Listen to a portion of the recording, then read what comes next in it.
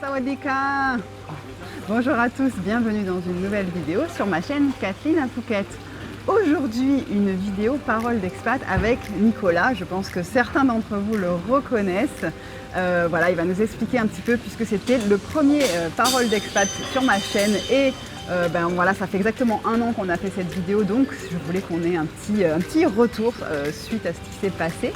Avant de démarrer la vidéo, n'oubliez pas de vous abonner, il vous suffit juste de cliquer en dessous et aussi si cette vidéo vous plaît, vous pouvez la liker ou la partager avec les personnes que ça pourrait intéresser.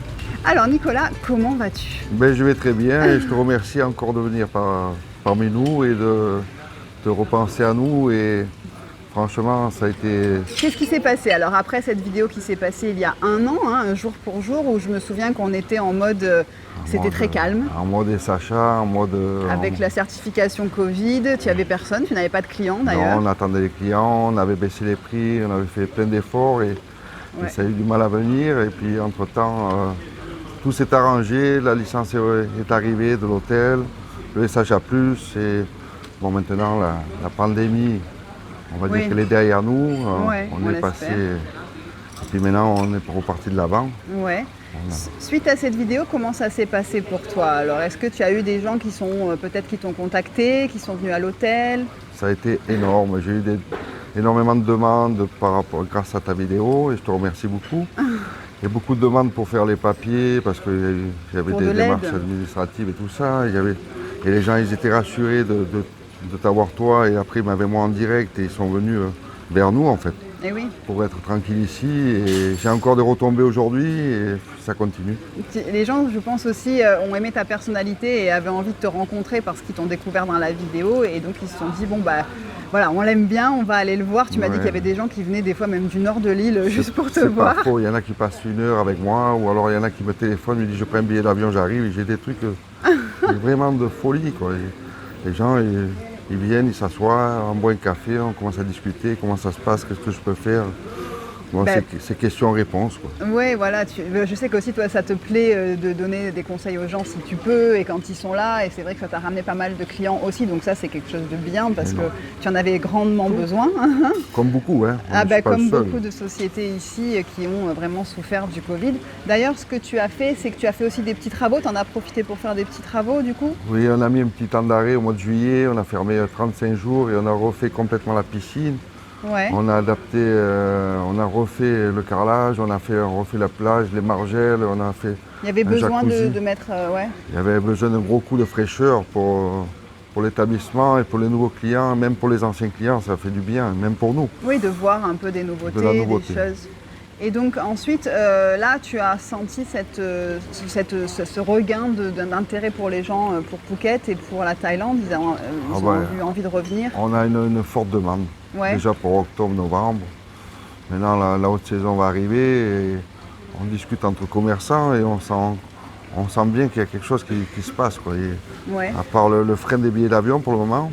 Oui, c'est ça, c'est que ça reste encore cher. Il y a beaucoup de gens qui ont du mal parce qu'en effet, si on vient avec une famille, ça fait quand même... C'est un gros budget. Oui, c'est un gros budget.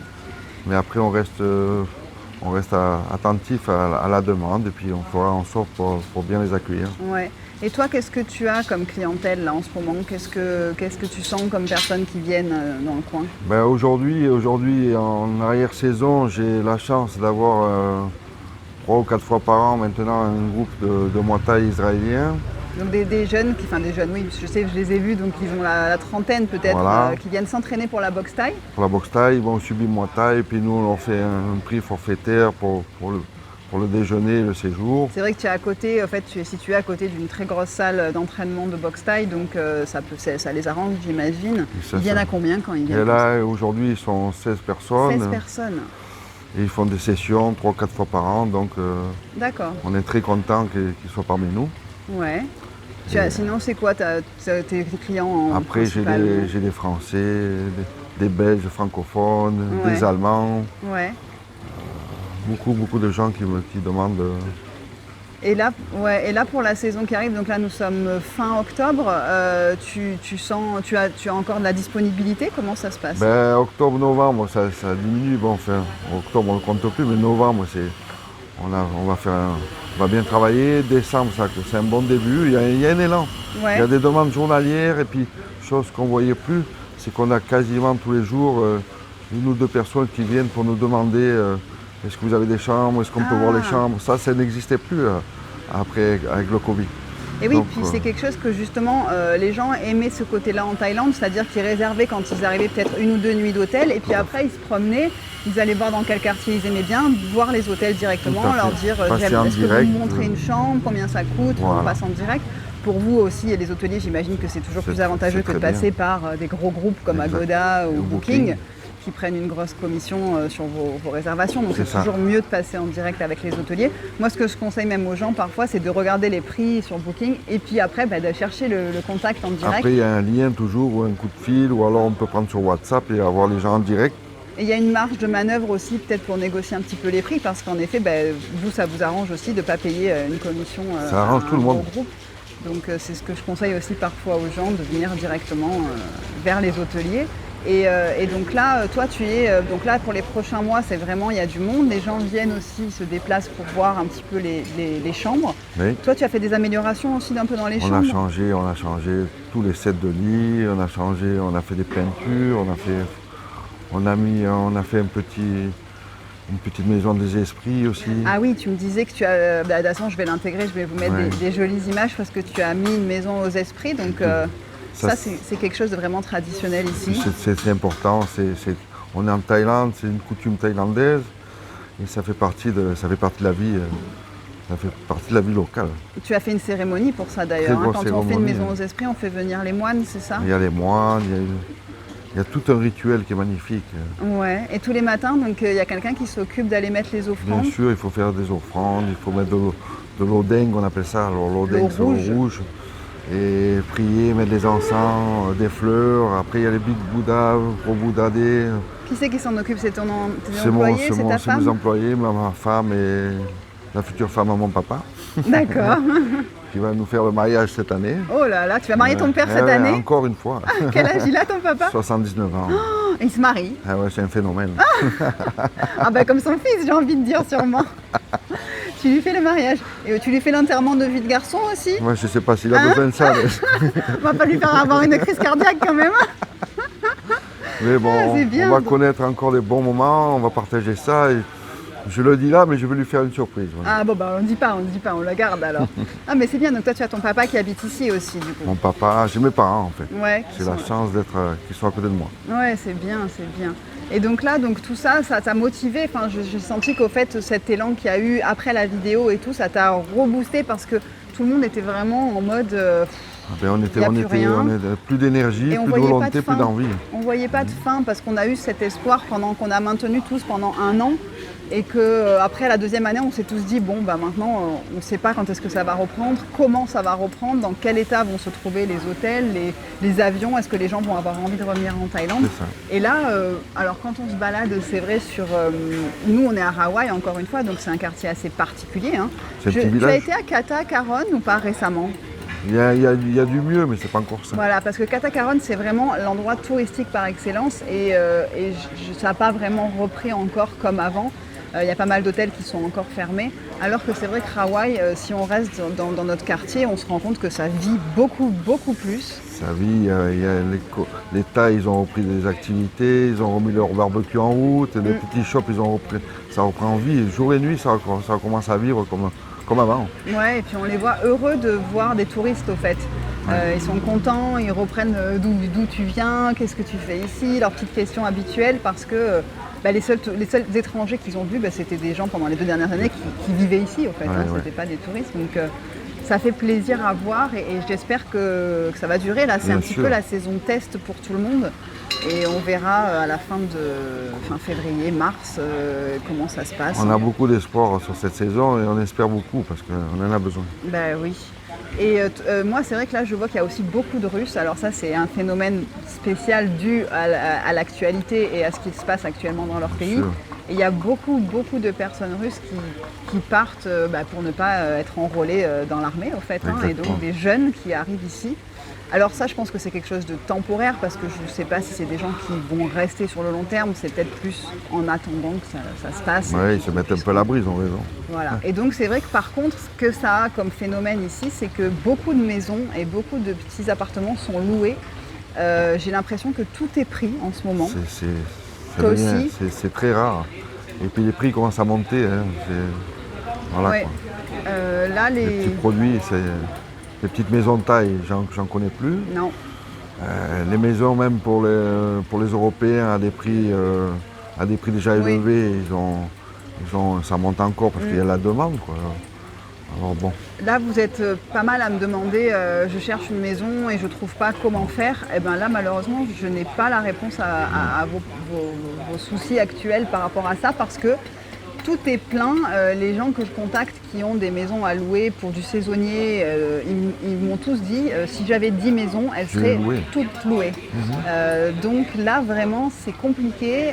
Si vous souhaitez venir en vacances, ce que vous allez encore trouver, c'est peut-être en effet des chambres comme chez toi. Toi, c'est des chambres dans un complexe hôtelier. Il y a des studios, il y a des 2 pièces. Oui, voilà, il y a c'est des plusieurs choses modules. comme ça. Mais des gens qui veulent vraiment sur du long terme, ça devient plus compliqué. Je pense que là, il vaut mieux se rabattre sur quelque chose à court terme et puis ensuite, peut-être, quand la saison sera passée, peut-être qu'il y aura des opportunités à nouveau. Il faut venir voir ça vers avril, mai, juin, quand les vacanciers s'en vont, là, les prix vont redescendre un petit peu, il va y avoir des opportunités. Et on pourra négocier, voilà. Parce que là, on ne peut pas négocier. Les gens ont compris que ça reprenait, que il y avait de la demande, donc ça augmente plus que négocier à la baisse. Là, vous n'allez pas pouvoir demander. Je pars sur ça parce que c'est vrai que c'est une question qui revient beaucoup. Les gens cherchent des logements en ce moment et ça devient très compliqué, j'ai l'impression. Et ouais, toi, tu vois, tu me dis pareil, donc je pense que c'est... J'ai les mêmes demandes que toi. Hein. Ouais, les gens m'appellent. On va faire de toute façon un business, Nico et moi. parce que non, mais c'est vrai qu'on remarque que c'est beaucoup de questions qui reviennent sur les francophones qui veulent... Alors, les vacanciers, c'est pas la même chose, puisque là, l'état d'esprit n'est pas le même. Vous venez en vacances, vous nous demandez un petit peu où aller, quoi visiter, où louer un scooter, etc. Les gens qui veulent venir sur le long terme, il y en a de plus en plus. Toi aussi. Voilà, c'est énorme. Et les gens, c'est des heures, des questions, des réponses répétées. C'est normal, hein. Ils sont curieux, ils ont besoin d'être rassurés. Oui, et c'est vrai que toi, ça fait combien de temps que tu es en Thaïlande, toi ? 16 ans. 16 ans. Et moi, c'est vrai que c'est la 10e année. Donc, on a vraiment notre expérience maintenant sur plein de choses qui nous sont arrivées dans ces dernières années. Et les gens sont curieux, ils veulent avoir notre expérience, notre ressenti, tout ça. Et c'est vrai que malheureusement, on n'a pas un temps indéfini pour vous aider. Mais on a des petites choses en cours. On est en train justement d'essayer de mettre en place des petites choses qui font qu'on va peut-être pouvoir vous proposer des services. Peut-être pour vous aider du mieux qu'on peut parce qu'au fait c'est vrai que y a des gens on n'a pas le temps de vous répondre puis la saison va démarrer, on aura encore moins de temps. C'est ça, toi c'est vrai qu'en travaillant avec les touristes et en ayant du monde dans ton établissement c'est compliqué d'avoir du temps à consacrer aux gens comme il y a en basse saison en fait. Bien sûr, en basse saison j'ai encore le temps de m'asseoir et passer 1 heure ou 2 et prendre du plaisir avec les clients, mais après en saison je cours de tous les côtés. Comment ça se passe là en ce moment tes journées du matin au soir, tu n'arrêtes pas ? Là ça commence à monter en température. Déjà on a rouvert le restaurant, on a refait une petite carte pour les petits déjeuners, pour le snacky, pour les salades, pour les pâtes, les lasagnes, enfin. Et je travaille après les plats du jour. Aujourd'hui par exemple il y a moule frites. Je vais peut-être manger là à midi alors. Pourquoi pas, t'es invité, bien avec plaisir. On peut avoir des lasagnes, on peut avoir des boulettes sauce tomate, enfin plein de petits plats. Tu fais des trucs un peu européens aussi et du thaï. Et du thaï food, maintenant j'ai un petit chef birman qui fait du thaï food. Et voilà, on a 45 pad thaï à la carte. Pas trop gros, pas trop petit, juste voilà. Toi tu fais petit déjeuner, les 3 pensions complètes si les gens veulent. Pension complète, c'est délicat. Non, tu ne l'intègres pas, les gens payent, mais s'ils veulent manger ici matin, midi et soir... Ils peuvent manger matin, midi et soir. On n'a pas d'heure pour leur faire un petit déjeuner, on peut leur faire à 14h, comme on peut leur faire... Dis pas trop ça, tu vas plus t'en sortir. Non, je sais, mais on a l'habitude de le faire. Les petits déjeuners, il n'y a pas d'heure, on n'est pas... Une entrecôte, il n'y a pas d'heure, voilà, c'est tout des trucs simples. Une entrecôte, il n'y a pas d'heure. Voilà, c'est vrai. Non mais c'est bien, et tu as le salon de massage aussi en plus sur place. On a un salon de massage tenu par des malvoyants, et c'est une couple, et ils sont professionnels, il n'y a pas de surprise. Voilà, pour que les dames soient tranquilles et les messieurs peuvent y aller. À l'extérieur, il y a tout ce que vous voulez, mais pas chez moi. Ouais, oui, non, je sais que le salon de massage qui est sur place, oui, c'est vraiment, les gens sont très contents et me disent que ça se passe toujours très très bien. Et ils se font masser, il y en a qui tous les jours qui se font masser. Il y a des gens qui adorent les massages et qui vraiment profitent. Combien ça coûte un massage là? C'est 200 bahts. 200 à partir bahts. de 200 bahts. Wow. Ouais, ça fait 5 euros donc, pour 1 heure de massage. 1 heure de massage thaï. Bon, il faut laisser un petit pourboire, je vous le dis aussi, parce que c'est vrai que les gens ne laissent pas forcément de pourboire. Et les masseurs, sachez que les masseuses et les masseurs, il faut toujours laisser un petit peu quand même. Ouais, ils doivent mettre beaucoup d'énergie. Ouais, c'est quelque chose qui est compliqué, essayer de masser quelqu'un pendant 1 heure avec la force qu'ils mettent eux dans leurs doigts. Je sais qu'ils limitent. Moi, j'ai déjà demandé à des masseuses qu'elles ne font pas plus de 5-6 massages par jour. Après, je vais toujours avec les clients parce que les clients, ils ont des problèmes dans le dos, dans le ci, dans le là, et ils ont une appréhension du massage thaï. Alors, je fais démarrer le massage thaï avec eux, par exemple, et je demande que le masseur, il aille doucement. Alors, quand le client, c'est supportable pour lui, après, il va faire le massage tout le long pareil. Et ça se passe très bien. Il ne masse pas avec les coudes chez moi. Il ne marche pas dessus. Ils ne marchent pas dessus, c'est pas des assassins.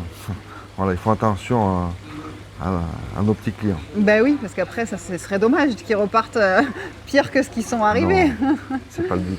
Et combien tu as d'employés maintenant alors qui travaillent pour toi? Ben, maintenant, on a 5 staffs, donc j'ai ma femme, j'ai la future épouse de mon papa. Ouais. Ta belle-mère? Ma belle-mère, ouais. qui est aussi jeune que moi. Ben oui, j'imagine bien. Mais bon, on travaille en famille. Après, j'ai Shivan, mon manager, il est formidable. Et puis après, on a notre petit chef birman, là, Toé, qui il donne il a de l'envie, il va de l'avant, il s'intègre. Tu as une bonne petite équipe, voilà, parce que c'est ça qui est important aussi, c'est les employés et le staff. Et je sais que beaucoup de personnes qui ont des business ont du mal avec ça. Et toi, c'est bon, tu en as beaucoup, c'est ta famille, donc ça, c'est certain.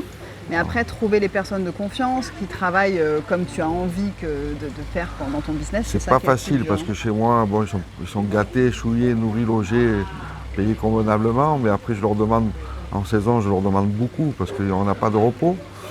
Et après, en basse saison, ils seront payés pareil et puis ils prendront du repos. C'est ça, ça reste du travail saisonnier. Il ne faut pas oublier que Phuket est quand même une île où on fonctionne avec la saison et que là, c'est le début de la haute saison maintenant puisque les pluies commencent à se calmer. On est comme ça jusqu'à mars, avril, ça y est, il commence à faire très très chaud. Son crâne. Et voilà, son crâne et après c'est fini. La saison des pluies qui devrait redémarrer si le climat le permet. Oui, parce que là c'est un petit peu tout chamboulé, mais bon. Voilà. Bon, en tout cas, c'est vrai que voilà, moi j'étais contente de faire cette vidéo-là 1 an après parce que je sais tout ce qui s'est passé en 1 an et c'est dans le bon sens pour toi. Sûr. Et je sais que c'était quelque chose qui t'a apporté aussi d'avoir cette visibilité avec la vidéo. Et d'ailleurs, moi, je vous remercie. Je remercie vraiment les abonnés qui ont aidé à contribuer à venir chez Nicolas, à prendre des chambres chez lui, à venir passer du temps chez lui parce que c'est quelque chose dont on avait vraiment besoin pour relancer tout ce business qui était complètement au point mort depuis 2 ans. Donc là, on est tous contents de revoir des touristes et de voir que ça marche. Et vous êtes de plus en plus nombreux à me faire des coucous dans la rue et à l'aéroport et de partout parce que les gens me reconnaissent. Donc c'est rigolo. C'est très demandé, ça. Oui, c'est vrai. je suis demandée et je fais mon maximum pour répondre à tout le monde. Mais voilà. Donc merci encore beaucoup pour votre soutien. Vraiment, ça nous fait très plaisir. Écoute, Nicolas, merci. On refera le même dans encore 1 an, je pense. Fantastique et je te remercie beaucoup. On verra dans 1 an, je pense qu'il y aura une liste d'attente pour venir chez toi. C'est en bonne voie. Donc, je pense que ce sera bien. Merci à vous d'avoir regardé cette vidéo jusqu'au bout. Je vous souhaite une très très belle journée et puis je vous retrouve en tout cas samedi prochain 11h pour une nouvelle vidéo. Et voilà, portez-vous bien, belle journée. Au revoir à tous. Merci beaucoup.